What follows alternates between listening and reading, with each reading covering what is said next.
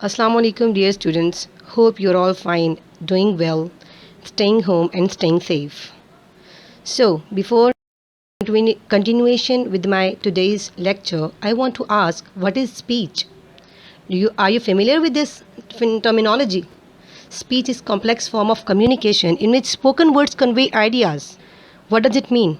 It means that whatever we say in our daily life, we express our thoughts, feelings. Okay, for this purpose, we use speech. After that, now, today's topic, that is parts of speech. What does it mean, parts of speech?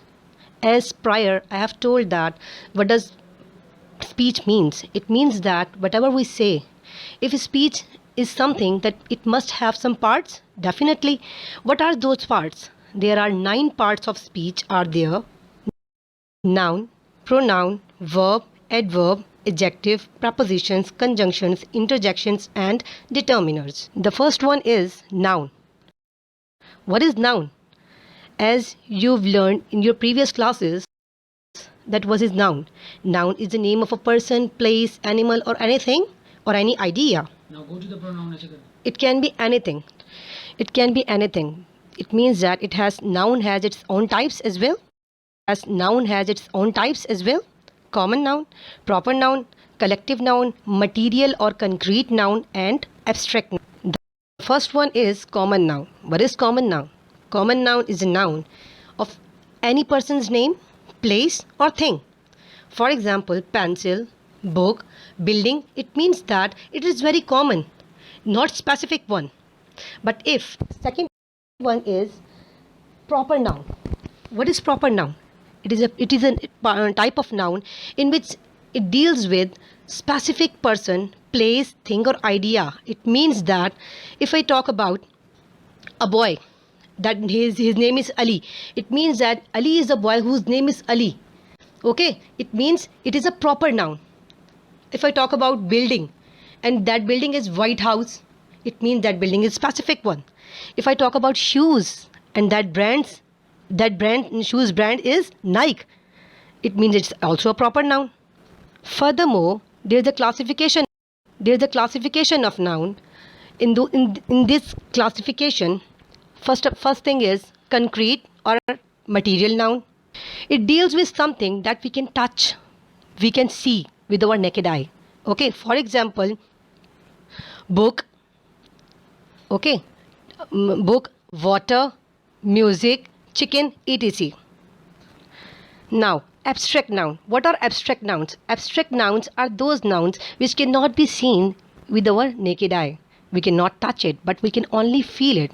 All that emotions in human body, like love, hate, wisdom, kingdom, idea, sadness, etc., all are the types of abstract nouns.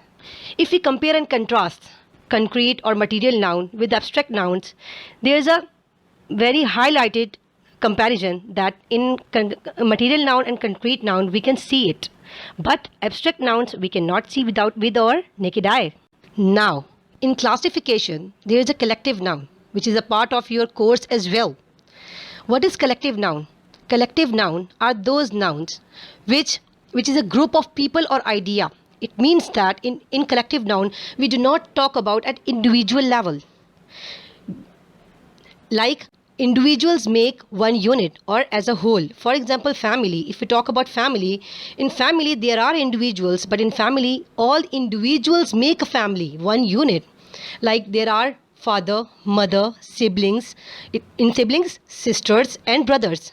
And they are making a unit, that is family. Same as if we take an example of army. In army there are soldiers, so many soldiers, and all those soldiers are making army. Another concept, countable and uncountable nouns. This is a part of your textbook and your syllabus as well. Countable nouns and uncountable nouns. If we talk about countable nouns,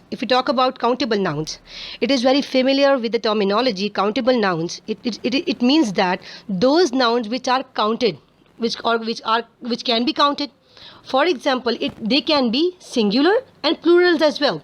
For example, an apple, an orange, and lots of oranges. Okay, and if we talk about uncountable nouns, it is all again very obvious with the title that uncountable, they cannot be counted. For example, and they are on singulars mostly. For example, sky, we cannot count it. Okay, for example, and the other thing is bread, meat, milk, water, coffee, etc., which they cannot be counted. You can see in another slide that an apple, some apples we can count them, right? An apple, we can count them, we can count it. Some apples, we can count them. Uncountable, they are always singular. As I've described in prior knowledge, that coffee, milk, honey, and pasta, all these things are uncountable nouns. In the same way, in another slide, a banana, a cherry, a Christmas tree, these are the things which are countable nouns. Again, in uncountable nouns, love, life, all abstract nouns are the part of uncountable nouns. And if we talk about material noun, for example, water, sugar, salt, these are all, they cannot be counted. That is why they are also uncountable nouns. So that was the lecture of today's topic. Now your home task, it is mentioned on the slide, page, book, and page number 130 to 131. Hope you will do it. Okay, and I'll be checking your home assignment by your own. You have to send me in your groups.